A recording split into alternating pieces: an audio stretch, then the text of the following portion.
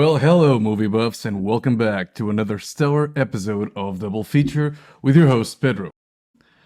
The holiday season is upon us, a time when we are kinder, more sensitive, and more in tune with everything we choose to ignore throughout the rest of the year. Where's your Christmas spirit?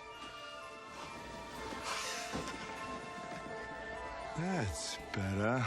This is also applicable to movies. And with that in mind, I invite you to join me in a very special Christmas episode of Double Feature. What makes this episode so special, you may ask?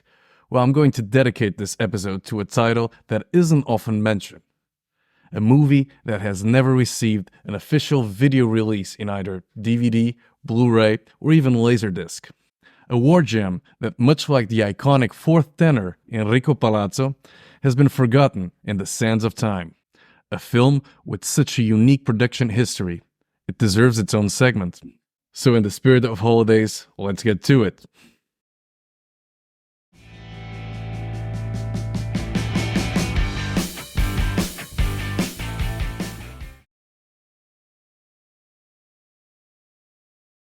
Our story starts with a rambunctious fella from South Korea.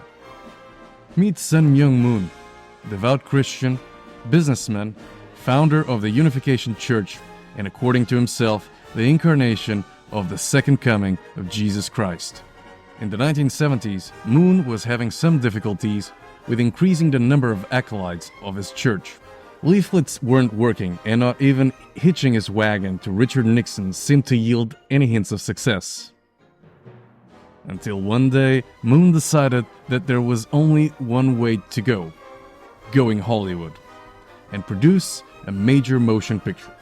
Call it luck, but divine intervention was on his side. One day in 1979, God was watching movies as one does. After enduring a private preview of the dreadful Xanadu, God decided to take matters into his own hands and produce his own movie. He called Barry Diller and Bob Evans at Paramount, but they were too busy with the ongoing production of Popeye. They did, however, recommend this young go-getter with wild ideas, Sun Moon. Moon had some interesting projects in mind. Like a Netflix executive, he was keen to produce a biopic and suggested two names, Jesus and Elvis Presley. Sources close to Moon reported that the good Reverend also toyed with the idea of a Marilyn Monroe biopic. God opposed to this idea because that would mess up his plans for the 2022 Academy Award lineup. Moon was devastated, but undeterred. He had an ace up his sleeve: the life and times of General Douglas MacArthur. Sun Moon consulted with the infamous tabloid psychic, nationally syndicated astrologer, and part-time talent agent at CAA, Gene Dixon, in order to get the approval of good old Dougie Mac.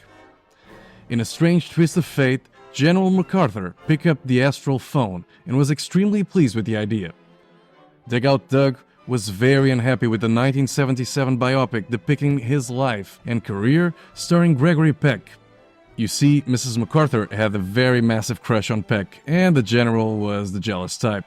He also felt he got a raw deal with Universal in regards to the movie tie-in merchandise, especially the Douglas MacArthur action figures. MacArthur's spirit proved to be extremely helpful. Not only did he help Sun Myung Moon pick the director, but also the cast. For the directorial duties, there was only one choice: three-time James Bond director Terence Young.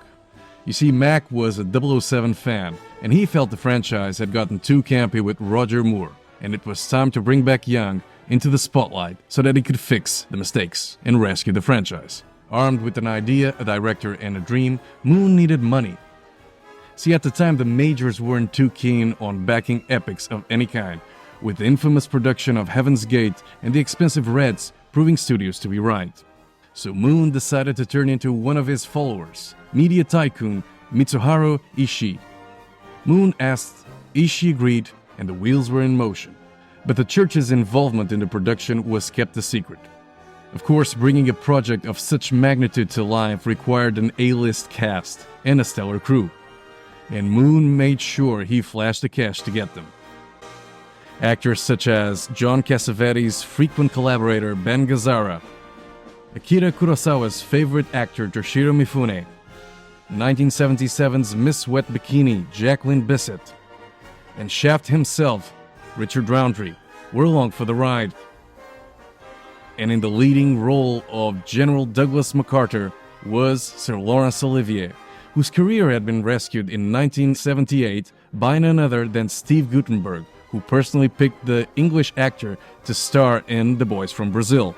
The cast was thrilled with the opportunity to work with the stage and screen legend, and Olivier himself was thrilled with the $1.5 million fee he collected for the role.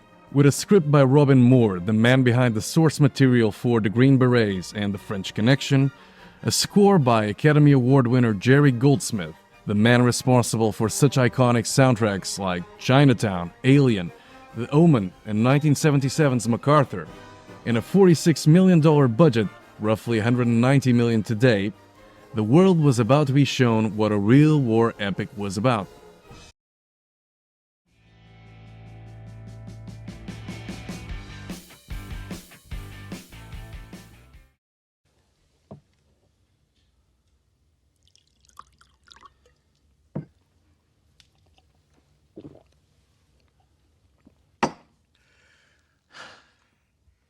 Inchon, Korea, 1950. In a land torn by conflict, Jacqueline Bisset is the woman who has never known war. Ben Gazzara, Richard Roundtree, and Toshiro Mifune are the men who have never known anything else.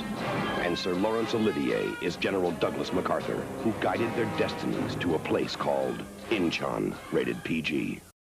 Inchon follows various characters, both fictional and historical, as they become involved in the significant military exercise and campaign. Spanning 3 months in 1950, the movie follows the early stages of the Korean War. As North Korea invaded the South, there was a prompt American and UN response, and General Douglas MacArthur, played by Laurence Olivier, a highly respected American leader, led the counteroffensive, devising a daring plan to retake the city of Inchon, which was occupied by North Korean and Chinese forces. Despite opposition and skepticism from his peers and superiors, MacArthur is determined to execute a surprise amphibious assault on Inchon. Meanwhile, several fictional characters are introduced, including a United Nations major, Frank Halsworth, played by Ben Gazzara, who is in the middle of a love triangle with his soon-to-be ex-wife Barbara Halsworth, played by Jacqueline Bisset, and the local Lim, played by Kim Khan. Sergeant Augustus Henderson, played by Richard Roundtree, is also running around, but he isn't critical, appearing to be just a plot device to connect Barbara and Frank. They find themselves caught up in the chaos of war and witness the unfolding events that lead to the Battle of Inchon. From this synopsis, you could be fooled into believing that Inchon can't be that bad. But you'd be wrong. The most glaring problem is the movie's complete disregard for historical authenticity. Inchon attempts to depict the pivotal battle during the Korean War, but does so with a staggering lack of attention to detail. Historical events are distorted beyond recognition, leaving viewers with a superficial and wrongful understanding of the actual conflict. From inaccurate military tactics to baffling anachronisms, Inchon displays a shocking disregard for the truth, rendering its wartime setting more laughable than believable. But audiences could easily forgive the lack of accuracy. I mean, Pearl Harbor did make $450 million globally when it was released 22 years ago. There are some things audiences can't digest that easily, like poor acting. The film manages to extract wooden, lifeless portrayals from its cast. Laurence Olivier, in particular, hams it up as General Douglas MacArthur. Yeah, I can hear how close they are. Delivering a performance so overwrought with melodrama that it becomes unintentionally comical. Doesn't look as if I'm going to be seeing much of you in the future. Don't you believe it? They'll probably send out Joe Collins or Omar Bradley. They don't like me in Washington. Who you fooling? Laurence Olivier doesn't chew the scenery. He just swallows it whole. Then there's the issue with the screenplay. It's poorly written, leaving esteemed actors like Ben Gazzara delivering lines like this one. I have to report the Seoul. and I'll come back for you. Your wife is in Seoul. You've seen her. Yeah, that's right. I wanted to talk to her about the divorce. It also lacks any clear direction. There is no commitment to a specific plot or outcome. We are simply dealing with a 2+ hour movie that isn't sure if it wants to be a star-studded melodramatic soap opera, in line with the disaster movies of the 1970s, or a war epic. Adding insult to injury, the direction and editing of Inchon are nothing short of disastrous. The movie's pacing is sluggish, with scenes dragging on aimlessly, while others are abruptly cut, leaving viewers disoriented and disconnected from the narrative. Scenes such as this one. Somebody get the hell out of here without... God help Korea and God help us. In this scene, the character is still in mid-sentence when the scene is cut to the next one. Talk about low production value. But if I take the cinema critic hat and just speak candidly, I think we can agree that the major sin committed by Inchon is the aesthetics that result in a cheap-looking movie. The sets, the props, everything just looks like someone in the production was cutting corners.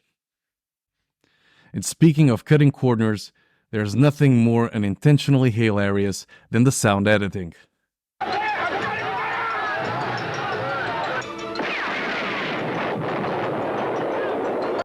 Now, I'm no ballistics expert, but that sure sounds like a .44 Magnum rather than a tank.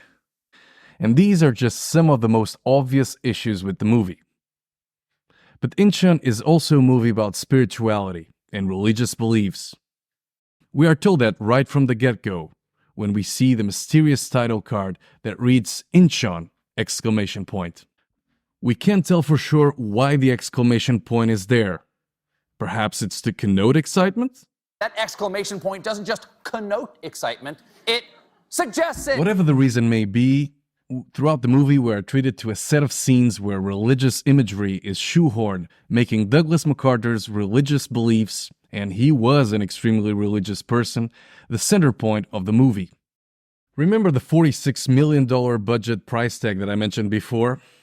Well, the movie would end up costing a few million more, as a full-scale model of the pivotal lighthouse was demolished by both a typhoon and an earthquake, and several scenes had to be reshot.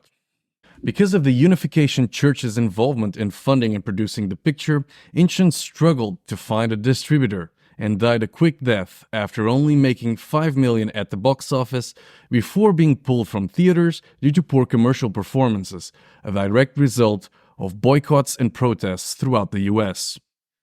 In fact, as I mentioned before, the movie never got a home release, and the only way you can watch it is through the widely available YouTube upload of a poor quality VHS recording of a cable TV screening on the Good Life television network, which was owned by, you guessed it, the Unification Church.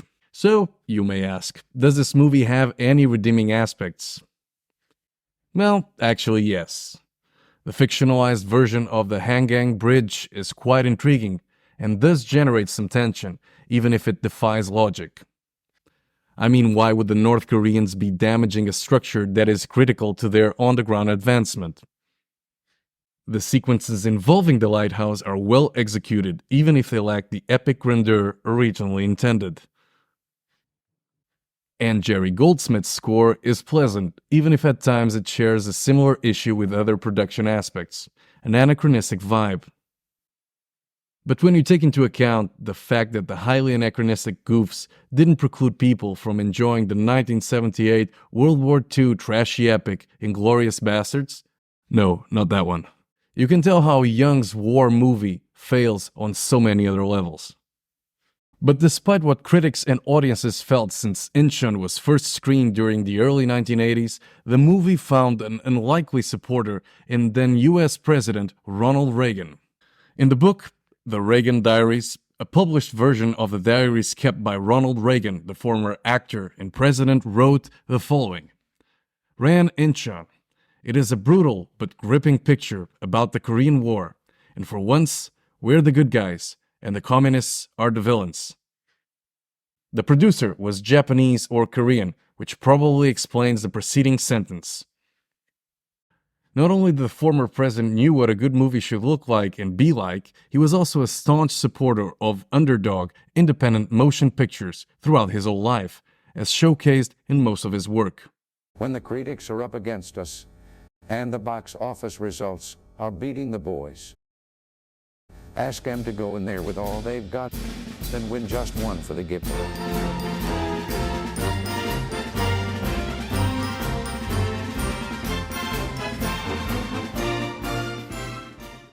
Well, if this has the Ronald Reagan seal of approval, who are we to disagree? The film's failure also precluded Sun Moon from pursuing his project of producing 10 Bible-inspired movies. Mankind dodged the bullet there. So there you have it. Inchon is a colossal flop that you simply have to see it to believe it. So this holiday season, instead of watching Love Actually for the 45th time, gather the family and pay some attention, give some love to a movie that you haven't heard of, Inchon. Once again, my name is Pedro and thanks for watching. If you are interested on my thoughts around 300 other movies, please go down to my Letterboxd page. Follow, subscribe, do the whole thing. I'll see you on the next episode, and until next time, keep the reels rolling.